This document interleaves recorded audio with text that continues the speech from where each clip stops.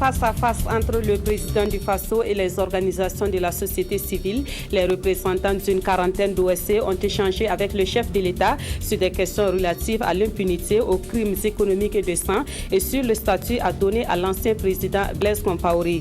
C'est le seul titre de cette édition sur la RTB. Bienvenue à toutes et à tous et merci de nous suivre. Mais pour commencer cette édition, retour sur le Conseil des ministres de ce 11 mars 2015.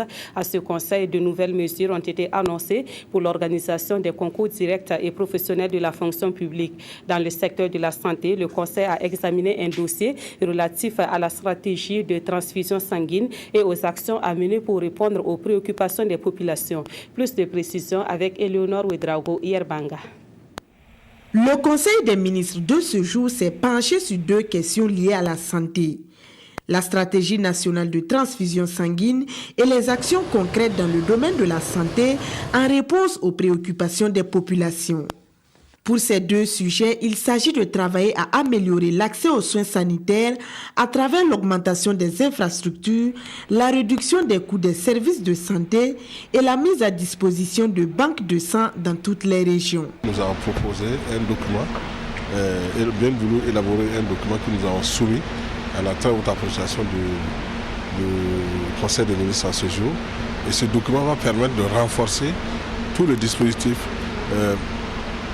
transfusionnel dans notre pays pour que les produits sanguins de qualité soient davantage disponibles et accessibles à l'ensemble des populations. Nous sommes dans une dynamique de travailler toujours à la mise en œuvre de la carte sanitaire et surtout de travailler également à faire en sorte que le centre, le pôle de Yalagdo qui se trouve au secteur 30 soit opérationnel dans peu de temps. Et la construction bientôt du centre de mondialise à l'hôpital de Gobo et c'est également aussi dans cette service d'améliorer l'accessibilité aux soins, de mobiliser davantage de ressources pour que les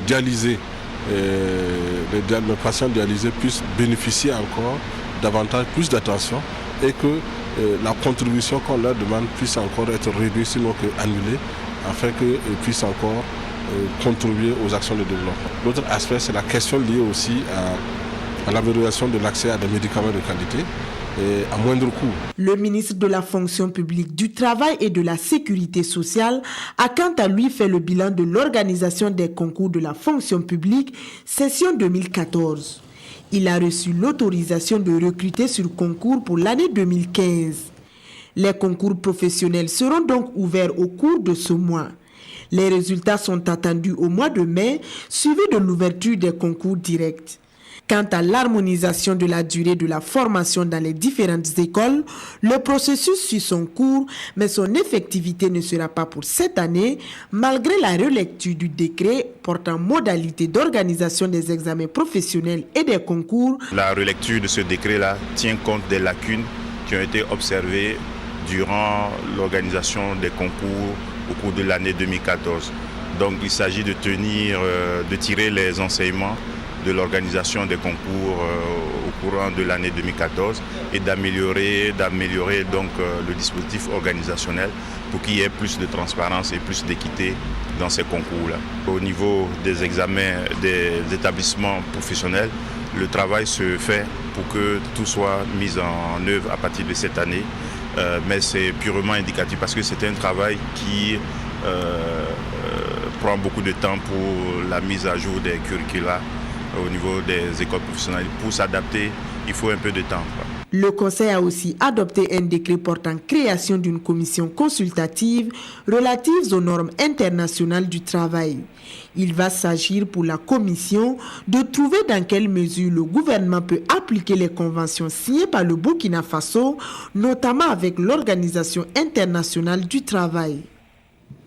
Restons au palais de Kosiam où le président du Faso a reçu hier en audience une délégation des organisations de la société civile. La délégation est allée échanger avec Michel Kafando sur des questions d'actualité en cette période de transition au Burkina Faso. Au nombre de ces questions, l'impunité, les crimes économiques et de sang et le statut de l'ancien président Blaise Compaoré. Pour plus de précision, on écoute le porte-parole de la délégation, Maître Hervé Kam, s'exprime au micro de Iniwalkoy Janine Kambiri.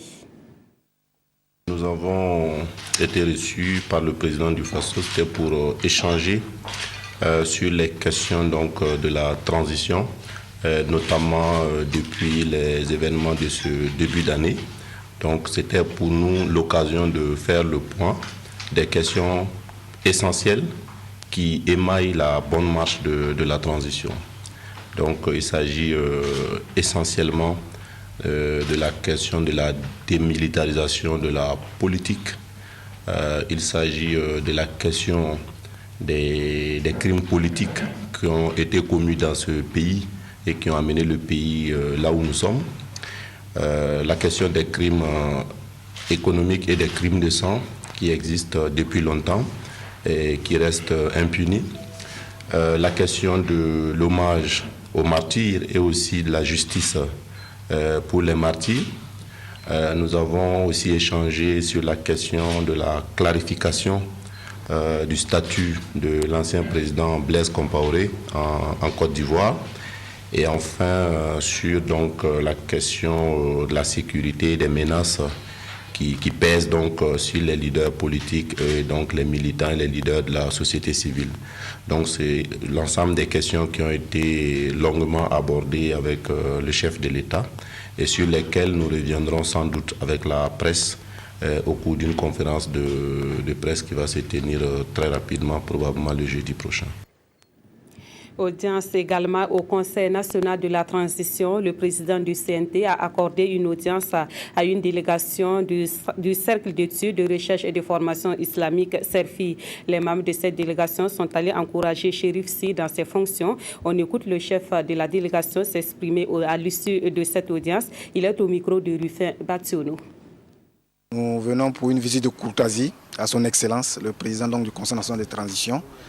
Et à la fois pour lui présenter nos vœux à l'occasion de la nouvelle année 2015. Nous n'avions pas eu cette occasion-là auparavant.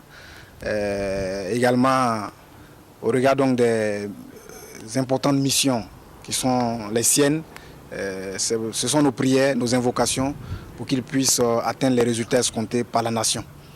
C'est aussi pour nous l'occasion de le féliciter, de donner des encouragements à l'ensemble des acteurs de la transition pour tout le travail qui se mène. Les 3 premiers mois ont été difficiles, sans doute, mais nous l'avons déjà prévu. Rien ne sera facile au cours de cette transition. Il y a beaucoup d'attentes au niveau de la nation et donc nos encouragements à l'ensemble des acteurs. C'est pour nous aussi l'occasion, auprès donc, de son Excellence, de nous enquérir de tout le travail qui est fait ici et pour que nous, en tant qu'acteurs observateurs de la situation nationale, puissions jouer notre rôle en connaissance de cause. Cap à présent sur la région des Hauts-Bassins, à Bobo-Dioulasso, l'université Aube Nouvelle a désormais son propre siège. Son inauguration est intervenue ce 10 mars au grand bonheur des étudiants, des encadreurs et des premiers responsables de l'enseignement supérieur. La construction de cette infrastructure aura coûté plus de 2 milliards de francs CFA. Le reportage de Moumouni Barou. Les Ditaniens, hymne national du Faso, entonné en chœur à l'occasion de la cérémonie d'inauguration du siège de l'université Aube Nouvelle.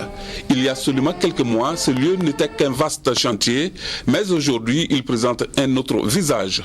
3 blocs de 4 niveaux se dressent pour les études pédagogiques et un autre pour l'administration. Et le coût de réalisation de cette infrastructure s'élève à plus de 2 milliards de francs CFA.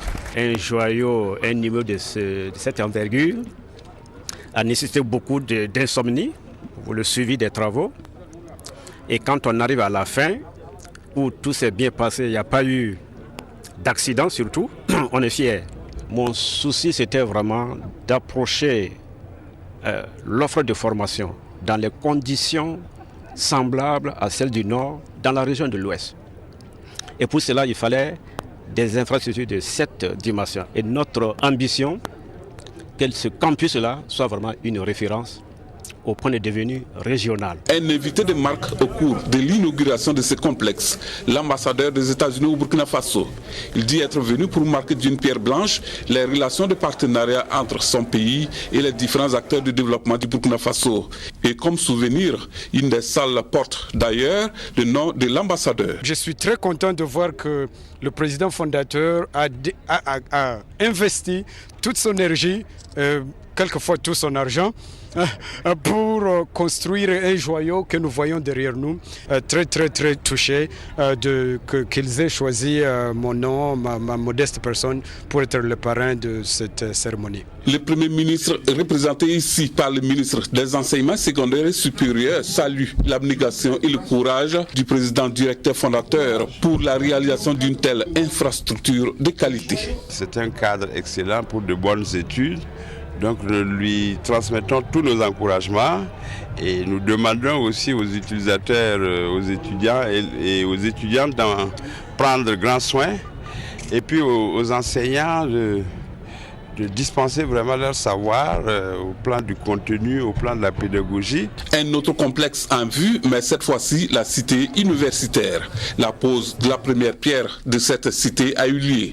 Voilà un autre défi à relever afin de soulager les étudiants.